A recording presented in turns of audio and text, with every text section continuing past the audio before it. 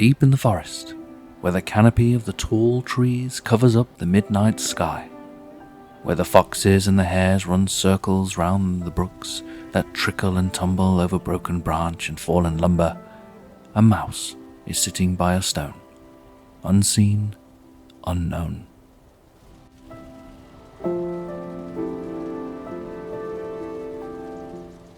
Through a faint glint of moonlight, arrowing its way to a house of leaves, a hedgehog peers out of its window and sees trees gently swaying all the way up there in the high places he dare not go. And the winds blow.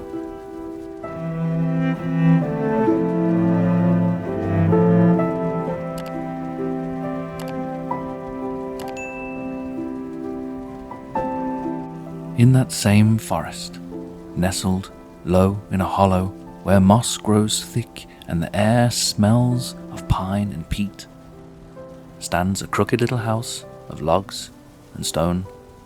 You'd barely know it was there at all.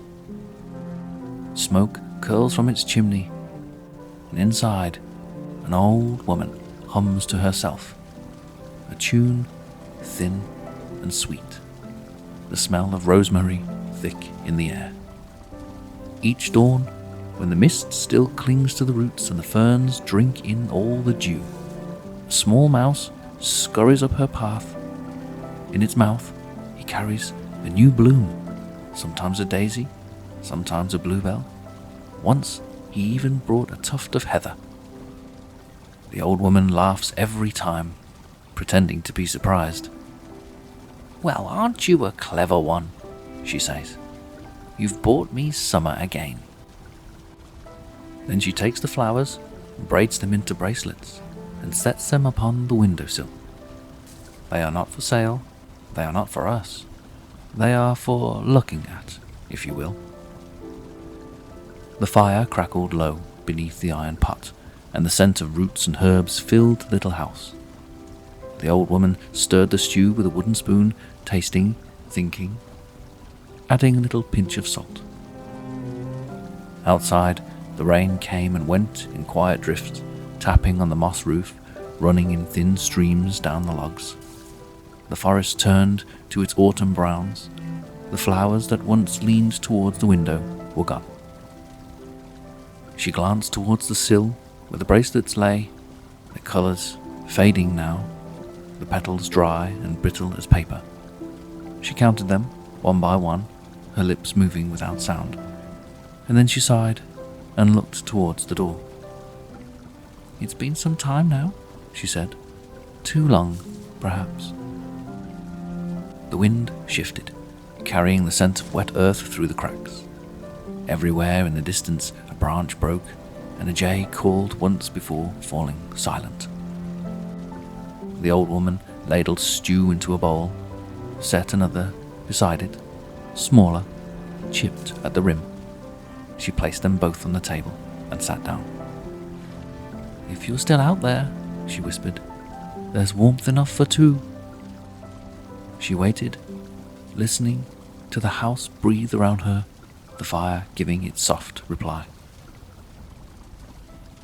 Winter's bite comes creeping in now, her walls seem awfully thin. She pokes the hearth and wraps up tight, so long, so dark now seems the night. The frost piles up on window frames, while figures dance from rafter to rafter, as if they are flames. The forest seems quiet now, crisp with ice. No footsteps seen, not even mice. A snowy blanket falls to the ground for foraging animals to wrap around. The old woman wakes before the light, her breath a cloud in the air. The fire has gone to ash again, and the cold has crept beneath her blanket. She stirs the embers, coaxing them to life, feeding them splinters of birch and bark until a faint glow returns. The stew has thickened to paste in the pot. The herbs gone dull. She eats a spoonful, enough to keep her hands from trembling, then drapes her shawl around her shoulders and listens. Nothing moves, no bird calls, No mouse scurries along the floorboards, only the slow ticking of frost as it tightens its grip on the house. She presses a palm to the window, the ice etching their blooms in branching lines, tracing their way across the glass. Her bracelets lie still on the sill, their colours gone. When she touches them, they turn to dust, petals scattering to the floor. "I hope you're warm," she murmurs as she kneels to gather them.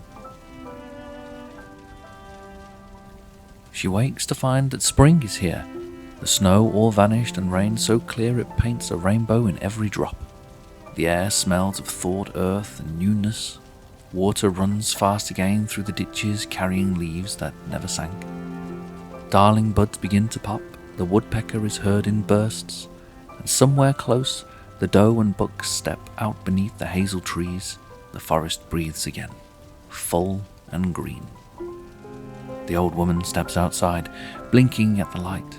Her roof glistens, her path is soft, and the moss that clings to her wall shines brighter than before. She kneels to touch it, smiling at the damp that seeps through her fingers. Then, down by the roots, near the first edge of the brush, a little mouse has cause to pause, in case he's seen, you know. His whiskers twitch, his fur, once dulled by frost, catches the morning sun. He waits, nose lifted, then darts forwards, vanishing beneath the ferns. When he reaches the clearing, the woman is already there, stooping to gather new flowers, yellow, white, and violet. She hums, not quite the same tune as before, but close enough. The mouse edges nearer, a petal clutched in his mouth. The old woman turns, as if she'd known all along. "There you are," she says, "and just in time."